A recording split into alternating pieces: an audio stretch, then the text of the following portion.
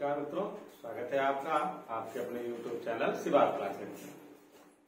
वर्तमान भारतीय समाज और प्रारंभिक शिक्षा, क्योंकि डीएलएड सेकेंड सेमेस्टर का विषय है और शिक्षक भर्ती परीक्षा जो यूपी में टेस्ट होता है सुपर टेट, उसके लिए बहुत महत्वपूर्ण है। इसके अंतर्गत हम वैदिक कालीन शिक्षा के उद्देश्य पढ़ चुके हैं, उसका महत्व पढ़ चुके हैं और विशेषताएं पढ़ रहे थे।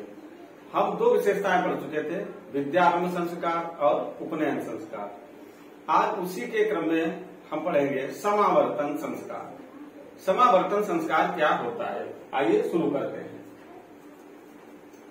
देखिए, समावर्तन का अगर आपसे पूछा जाए शाब्दिक अर्थ क्या होता है, यानी कि ये जो शब्द है समावर्तन, इसका अर्थ क्या है, तो इसका अर्थ होता है घर लौटना। समावर्तन का शाब्दिक अर्थ क्या होता है, घर लौटना। और जो हमने इससे पहले वीडियो में उपनयन बताया था, उपनयन का अर्थ होता है गुरु के समीप जाना और समावर्तन का अर्थ होता है गुरु के घर से अपने घर वापस आना या घर लौटना, गुरु के घर से अपने घर लौटना। तो यह संस्कार उस समय किया जाता था जब बालक अपनी वैदिक शिक्षा समाप्त करके गुरु के घर से अपने घर जाता था। समावर्तन का शाब्दिक अर्थ क्या है, घर लौटना। तो ये संस्कार उस समय किया जाता था जब बालक गुरु के घर से अब शिक्षा जो है वो समाप्त करके अपने घर वापस आता था। यह संस्कार 25 वर्ष की आयु में किया जाता था। आपसे पूछा जाए समावर्तन संस्कार किस आयु में होता था, तब आप बताओगे 25 वर्ष की आयु में होता था। जबकि हमने उपनयन संस्कार बताया था तो 3 वर्णों का होता था, ब्राह्मण, क्षत्रिय और वैश्य। ब्राह्मण का 8 वर्ष में, क्षत्रिय का 11 वर्ष में और वैश्य का 12 वर्ष में। समावर्तन संस्कार 25 वर्ष की आयु में होता था सभी का। इस आयु में क्या होता था, देखो हमारे जो वैदिक धर्म है उसमें 4 आश्रम बताए गए हैं, ब्रह्मचर्य, गृहस्थ, वानप्रस्थ और संन्यास। जन्म से लेकर 25 वर्ष तक जो आश्रम रहता है उसे हम ब्रह्मचर्य आश्रम कहते हैं। 25 से 50 वर्ष तक जो रहता है उसे हम गृहस्थ आश्रम कहते हैं। तो बालक इस समय ब्रह्मचर्य आश्रम का त्याग करता था और गृहस्थ आश्रम में प्रवेश करता था।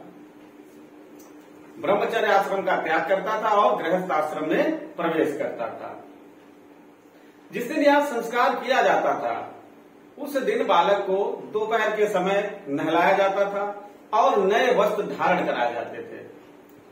कुछ विद्वानों के अनुसार उसे हाथी पर बैठा के पूरे नगर में घुमाया जाता था ताकि नगर वासियों को यह पता चल सके कि इस बालक का आज समावर्तन संस्कार होना है। उसके बाद उस बालक को गुरु के सामने उपस्थित किया जाता था। गुरु उसे पहले मधुपर्क देता था, मधुपर्क ये पीने के लिए देता था। मधु माने शहद होता है और शहद से कुछ बना हुआ यह पदार्थ होता होगा जो बालक को पीने के लिए दिया जाता था गुरु के द्वारा। सबसे पहले गुरु उसे मधुपर्क देता था। उसके बाद में जैसे कि आज आधुनिक युग में दीक्षांत समारोह होता है और दीक्षांत भाषण दिया जाता है, उसी प्रकार से उस युग में दीक्षांत समारोह की तरह समावर्तन उपदेश दिया जाता था। कुछ उपदेश यहाँ पर हमने लिखा है उसका अंश, जैसे गुरु कहता था, हे शिष्य सर्वदा सत्य बोलना, हे शिष्य सर्वदा सत्य बोलना, अपने कर्तव्य का पालन करना, आपके जो कर्तव्य है उन कर्तव्यों का पालन करना, स्वाध्याय में प्रमाद मत करना, प्रमाद माने आलस्य, स्वाध्याय में आलस्य मत करना।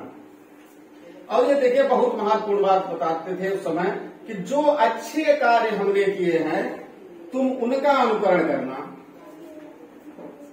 क्योंकि गुरु के साथ शिष्य रहता था आश्रम में, गुरुकुल में, तो गुरु के प्रत्येक कार्य से वह परिचित था। गुरु कहता है कि जो अच्छे कार्य हमारे द्वारा किए गए हैं तुम उनका अनुकरण करना, जो गलत कार्य हमने किए तुम उनका अनुकरण मत करना। श्रद्धा से दान देना, कभी भी किसी को अगर दान दे रहे हो तो श्रद्धा से दान देना, तुम्हें हमारा यही आदेश है और यही उपदेश है, तुम्हें हमारा यही आदेश है और यही उपदेश है। इस प्रकार से समावर्तन संस्कार होता था। समावर्तन के समय गुरु दक्षिणा देने की भी परंपरा थी, जिसमें धन, अन्न, अश्व या जमीन। गुरु दक्षिणा प्रत्येक शिष्य अपनी सामर्थ्य के अनुसार देता था, जिसमें वह जमीन दे सकता था, अन्न दे सकता था, गाय दे सकता था, अश्व दे सकता था, यानी घोड़े दे सकता था। जो जिसकी सामर्थ्य थी वो गुरु दक्षिणा के रूप में कुछ न कुछ अपने गुरु को देता अवश्य था। लेकिन गुरु दक्षिणा इतनी नहीं होती थी जिसे आप कह सकेंगे शिक्षक का पर्याप्त पारिश्रमिक है, इतनी नहीं होती थी। तो ये था हमारा समावर्तन संस्कार। समावर्तन का शाब्दिक अर्थ क्या होता है? घर लौटना, अर्थात जब बालक अपनी वैदिक शिक्षा समाप्त करके गुरु के घर से अपने घर वापस आता था, उस समय यह संस्कार किया जाता था। यह संस्कार 25 वर्ष की आयु में किया जाता था। और इस समय क्या होता था? बालक ब्रह्मचर्य आश्रम का त्याग करके गृहस्थ आश्रम में प्रवेश करता था। जिस दिन यह संस्कार होता था उस दिन दोपहर के समय बालक को स्नान कराया जाता था, नए वस्त्र धारण कराए जाते थे और फिर उसे गुरु के सामने उपस्थित किया जाता था। गुरु सबसे पहले उसे मधुपर्क देता था पीने के लिए और फिर आधुनिक दीक्षांत समारोह के तरीके से वह समावर्तन उपदेश देता था।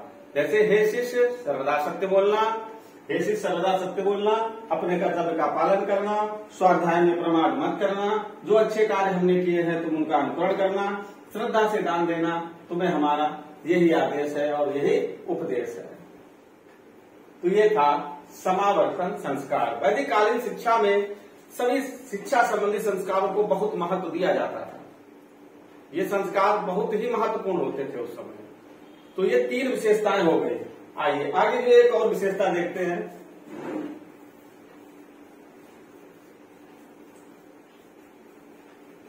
अगली विशेषता हम बात करेंगे विद्यालय भवन की। विद्यालय भवन कैसे थे, किस प्रकार के विद्यालय उस युग में होते थे।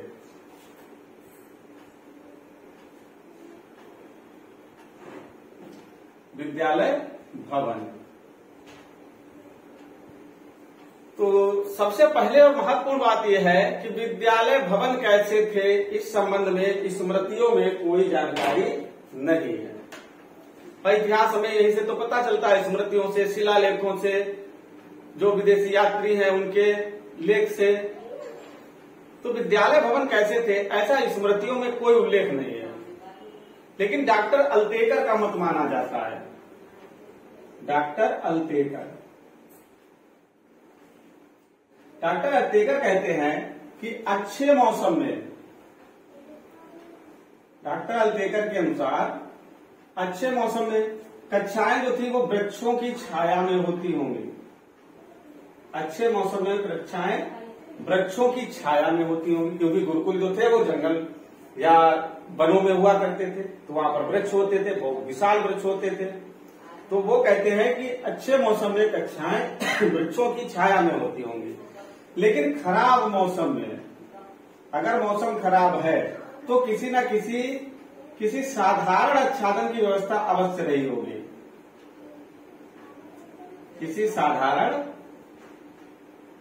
आच्छादन की व्यवस्था अवश्य रही होगी, जैसे झोपड़ी रही हो, छप्पर रहा हो, कुछ न कुछ तो इस प्रकार से घास फूस का, पत्तों का बनाया हो, कुछ न कुछ तो जरूर होगा जिसमें वो बैठ करके शिक्षा ग्रहण करते थे। अच्छा, उस समय देवालय भी शिक्षा के केंद्र होते थे। देवालय, तो डॉक्टर अल्तेकर कहते हैं कि जहां तक देवालयों में शिक्षा ग्रहण करने वाले छात्रों का प्रश्न है, उनके लिए वहां पर भव्य और विशाल भवन बने हुए थे। तो देवालय में जो शिक्षा ग्रहण करते थे उनके लिए भव्य और विशाल भवन थे। भव्य और विशाल भवन बने हुए थे जो बालक देवालय में शिक्षा ग्रहण करते थे। तो ऐसे थे हमारे वैदिक कालीन विद्यालय। डॉक्टर अल्तेकर के अनुसार अच्छे मौसम में कक्षाएं वृक्षों की छाया में चलती होंगी, लेकिन खराब मौसम में या वर्षा ऋतु में, खराब मौसम या हम कह सकते हैं वर्षा ऋतु में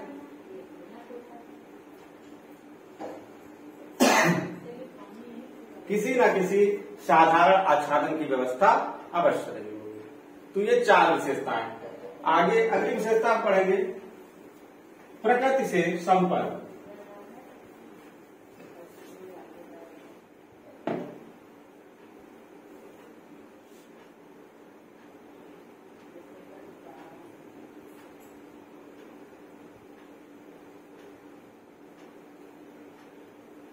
प्रकृति से संपर्क। प्राचीन काल में जो शिक्षा की संस्थाएं थी, लगभग हम कह सकते हैं 90% 99% जो शिक्षण संस्थाएं थी वो सब गांव या शहर में नहीं थी, सब प्रकृति के सुरम्य वातावरण में स्थित होती थी, जहां पर 20 वर्ष तक 10 वर्ष तक बालक बैठ करके ऋषियों और मुनियों के चरणों में तपस्या करता था और वहां पर शिक्षा ग्रहण करता था। इससे जो बालक होते थे उनका प्रकृति के साथ में सीधा संपर्क रहता था, क्योंकि वो प्राकृतिक वातावरण में रहते थे और प्राकृतिक जीवन जीते थे। रविन्द्रनाथ टैगोर जी कहते हैं कि भारत के वनों से जो सभ्यता की धारा प्रवाहित हुई उसने संपूर्ण विश्व को आप्लावित कर दिया, क्योंकि भारत में जो शिक्षण संस्थाएं थी वो तपोवनों में थी, जहां ऋषि मुनि ने अपना पूरा जीवन व्यतीत कर दिया, जिस कारण से उनका प्रकृति से सीधा संपर्क बना रहता था। तो आज हमने 3 विशेषताएं कंप्लीट की, क्योंकि वीडियो ज्यादा बड़ा ना हो इसलिए आगे की विशेषताएं हम अपने अगले वीडियो में पढ़ेंगे। अगर आपको वीडियो अच्छा लगे तो हमारे चैनल को सब्सक्राइब कीजिए, दोस्तों के साथ शेयर कीजिए और कमेंट कीजिए, लाइक कीजिए। धन्यवाद।